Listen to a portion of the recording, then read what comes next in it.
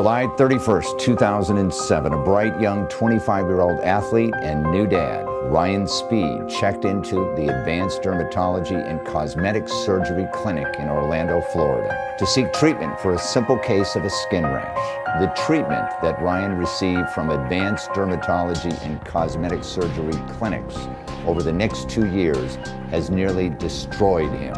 The clinic gave Ryan massive injections and oral prescriptions of corticosteroids like prednisone, Kinalog, and Depomed. The unbelievable result? In less than 2 years, Ryan's hips were destroyed, and at the young age of 26, he had to have both of them replaced with artificial hips. An MRI of Ryan's hips revealed he had osteonecrosis, or the death of a segment of bone caused by an impaired blood supply. This disorder occurs most commonly among people between the ages of 30 and 50 and often affects both hips or both shoulders. The most common causes are high doses of corticosteroids, especially when given for long periods of time.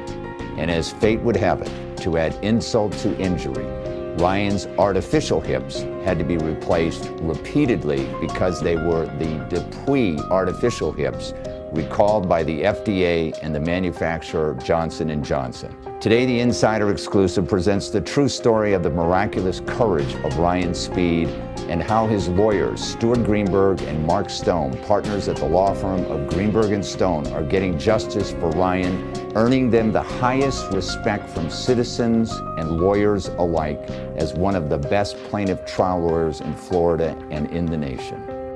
Hi, I'm Steve Murphy, and this is the Insider Exclusive, live from Miami, Florida, at the law firm of Greenberg & Stone.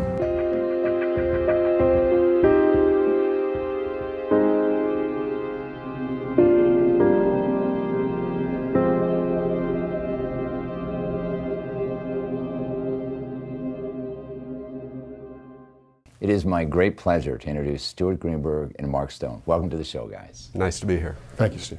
Today we're going to be talking about a young man, Ryan Speed, and his case. Give us a little background of who Ryan is and how this whole thing happened. Ryan, at the age of 25, developed a skin condition, and he went to his dermatologist, and it's a dermatological center that has over 50 offices throughout many states in the country. Right. And they treated him with injections and oral medication called corticosteroids, and they overtreated him to the point where he developed a condition called avascular necrosis, basically where the bone in his hip died from a lack of blood flow. And as a result, he's had 6 operations, including 2 total hip replacements. And he's now 29. And now he's 29 years old. Advanced Dermatology and Cosmetic Surgery Clinics, that's the name of the organization, isn't it? Yes, it is. They're pretty big, aren't they? Yeah, as I said, they have over 50 locations in many states. Now, when he initially went there, they gave him a bunch of corticosteroids, correct? Is that the normal type of treatment that you would have for a skin rash?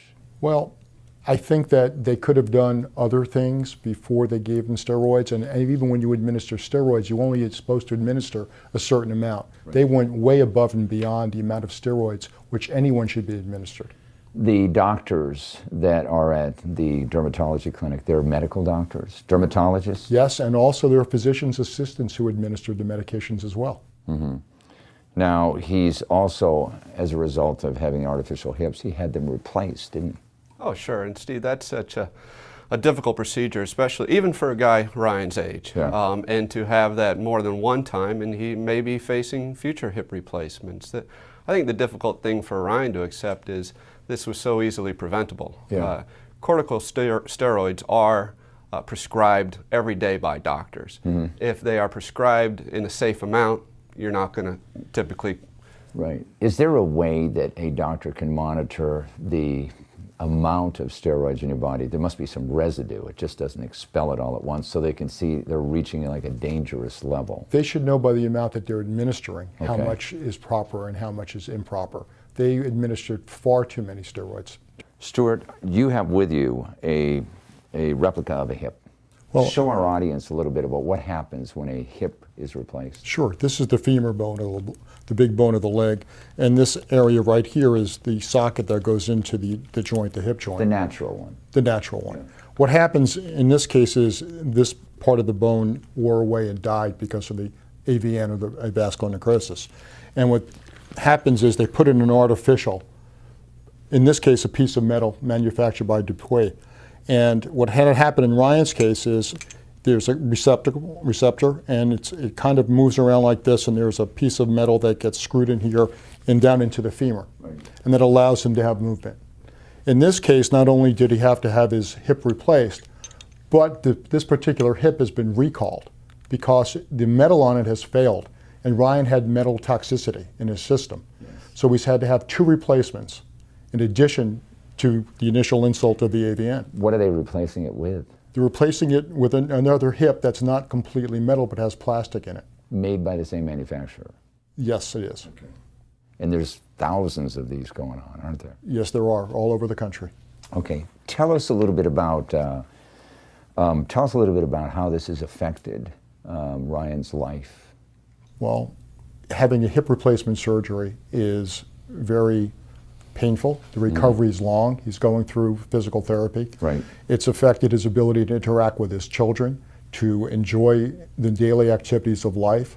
Even sitting is a problem, walking is a problem, sleeping is a problem, bending, stooping, you name it. Anything that you could think of that anyone does on a daily basis, Ryan's affected by. And he's such a young man. He's 29 now, right? Yes. This case is pending.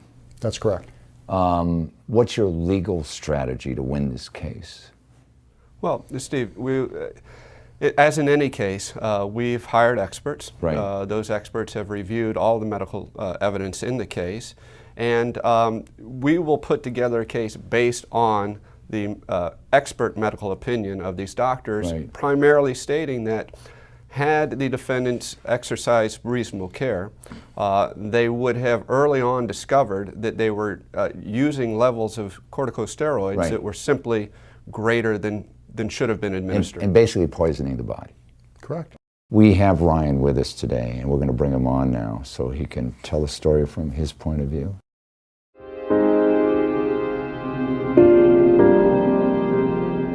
It is my great pleasure to introduce Ryan Speed to the show. Welcome to the show, Ryan.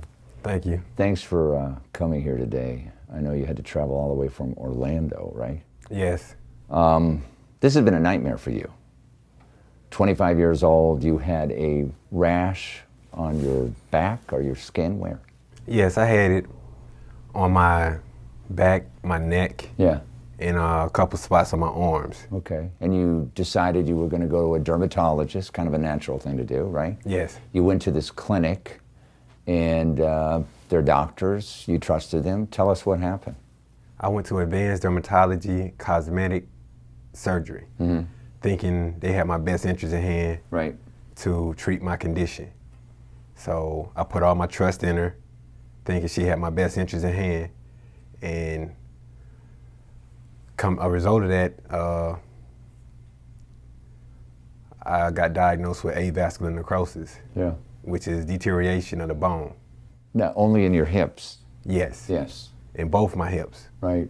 On my left hip, I had a total hip replacement, and on my right hip, I had a core decompression at 27 years old. Right. That's a lot to take in.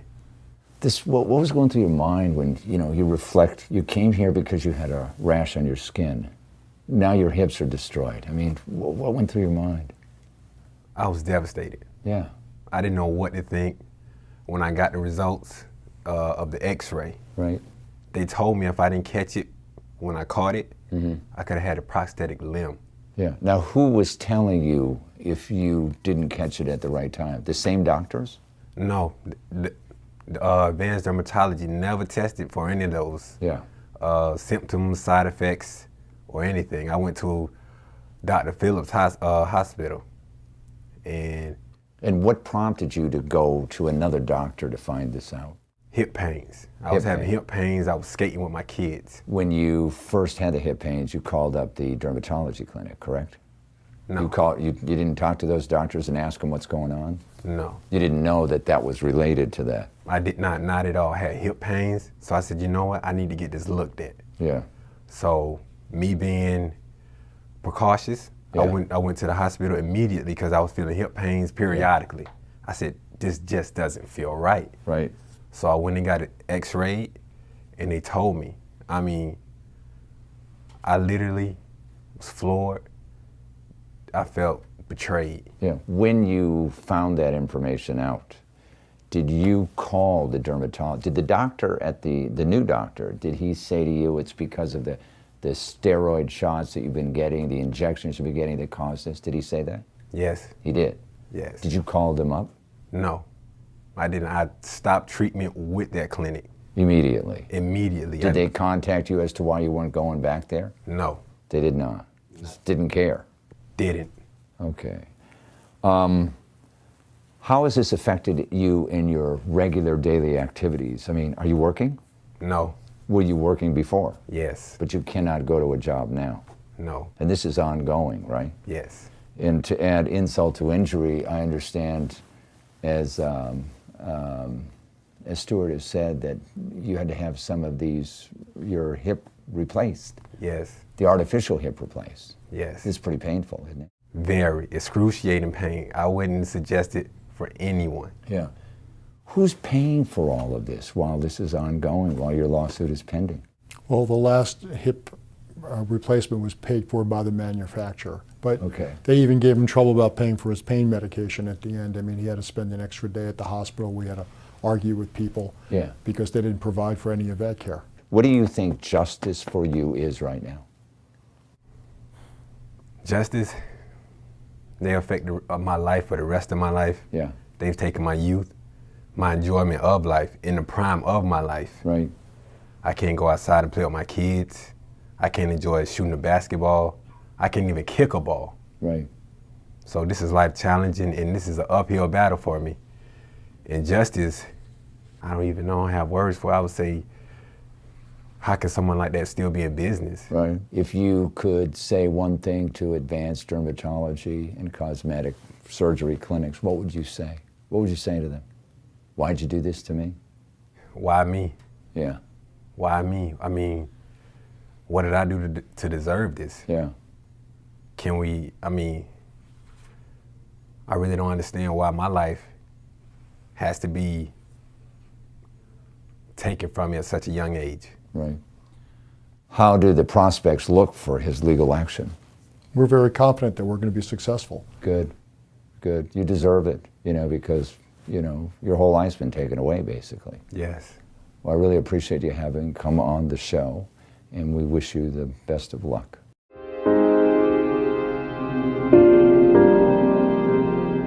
It is my great pleasure to introduce Ryan's mom, Lucille. Welcome to the show. Thank you. What an ordeal, right? Yes. You have a 25-year-old son.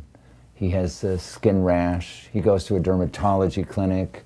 They start giving him medicine, corticosteroids, and about a year and a half later, he starts having hip pains, correct? Yes. How has this whole thing affected him, as well as you and your husband, because everybody lives in the same house now? Well, actually, it's a parent's worst nightmare. Mm-hmm. Because we never imagined at this time in Ryan's life that Ryan would actually have to go through something like this.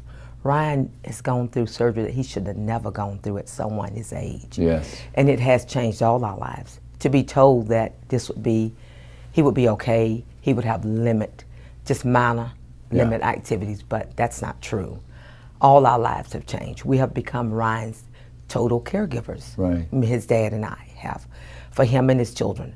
Ryan had gotten a home for him and his kids, pursuing his own business, but he had to move back home because we became his total caregivers. Yes. And not at one moment have we ever regretted that, but it breaks our heart that our son at this age in his life should be enjoying his life. Yeah. And now we know it's never going to be over for Ryan. Ryan's undergone 3 hip surgeries, and we've all come to the conclusion that he probably will have to have more hip surgery. Yeah, because he's only 29. He's only 29, and he just turned 29. Right. Ryan can't do the things that he used to do with his children. Ryan can't work. Ryan can't actually sit for very long. Ryan can't stand for long periods of time. I, on the other hand, his mother, I love him very much. I'm a mother and I'm a nurse. Been one over 30 years. I'm going to do what a mom does. I see that Ryan gets his meals, make Ryan comfortable. There are nights, the medication, the surgery alone, Ryan has had sleepless nights. Yeah. Where I've been up, with Ryan, like rubbing him, making sure that he gets to sleep and stuff. And his kids, when his children, what really breaks our hearts when his kids come to us and said, "Nana, is this Dad's last surgery? I mean, will he be able to play?" His daughter's going out for basketball, and she wants her dad to teach her. Yeah. But Ryan can't jump like he used to. He used to play basketball in high school, and he wants to be there. He tries. He used to work out. He can't do that as much as he did. And this could have been avoided, right? Oh, sure, absolutely. It's a complication, not even necessarily complication. It's a direct result of the administration of too many steroids. It just should never have happened. What do you think justice is in this case? Kind of a tough one. Justice would be I'm trying to think. I look at Ryan, and the thing is, the justice is to me that this should have never happened to Ryan, at his age. And the justice would be if my son could have one day without pain, one day without suffering, or either "Mama, my hip hurts again," or he's itching to the point that he makes himself bleed. The justice is that I think that in the medical field, just speaking because I'm a medical professional, that we need to open our eyes. We need to be more in tune to what our patients are saying to us, and listening to what their complaints really are. Yeah. Well, thank you very much for being there for Ryan. You're welcome. You're his mom. He's lucky you're a nurse. And, you've really risen to the challenge, and your law firm is going to do a great job for you guys. That's why we're doing this show, because it's very unfair to Ryan. Yes, it is. Thank you for being on the program.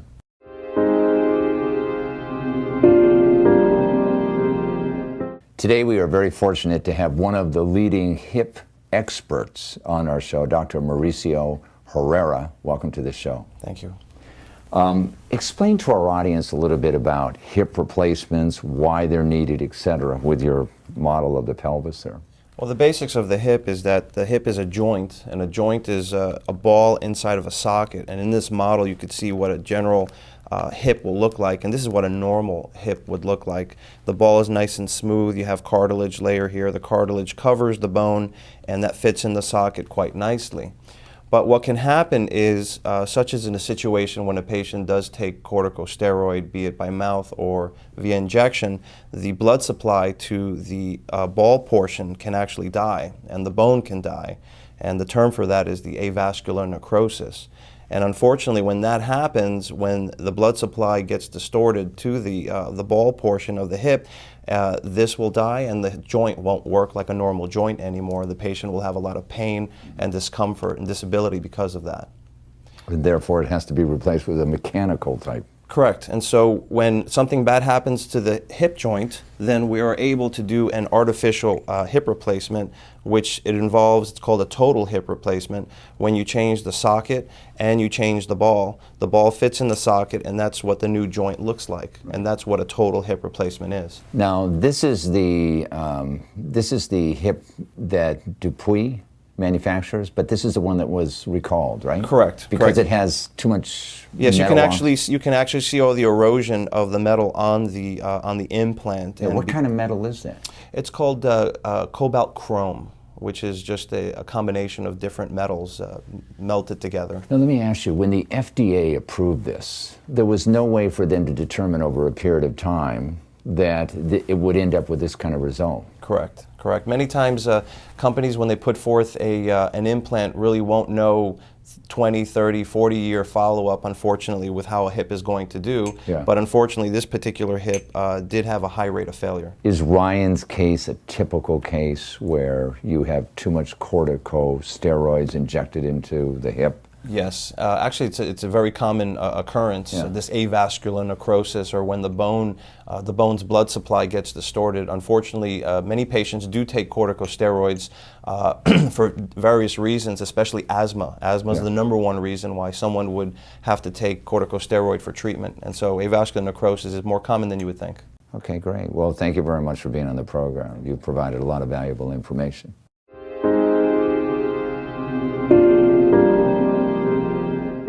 This case is of tragic proportions here. How do you decide which cases to handle, which cases to represent? Like, we look at each case individually. We look at the client, we look at what their injuries are, and we try to help people who need access to justice to the courtroom. These are people that can't afford to fight major corporations such as Johnson & Johnson or this dermatological clinic on their own. We invest our time, we invest our money, and we try to help them get justice. When you look at, when you're talking about justice, you know, oftentimes, and I've heard this many times, the defendant may offer a measly little settlement, you know, $10,000, something like that. No, in Ryan's case, it's going to require a lot of money to do these hip replacements for the rest of his life. How do you know whether you want to take a case to trial or whether you want to settle the case? How do you know? Sure. Well, Steve, you know, Stuart and I, between us, have about 50 years collectively of experience. So we have what we feel is a good understanding of the relative value of cases. So what we do is we sit down with the client. Once we feel an offer is reasonable compensation, we'll sit down with the client and advise the client. Based on other cases of a similar nature? Absolutely, based on other cases of a similar nature. Right. Ultimately, Steve, it's up to the client. Yeah. Our job is to counsel the client and advise the client whether or not we think it's a fair and reasonable settlement. Okay, great. I hope that in Ryan's case you reach a fair and reasonable settlement, because he certainly deserves it. And I want to thank both of you for spending time with us today. Thank you. Thanks for joining us. You can get more information about our guest and the issues at InsiderExclusive.com.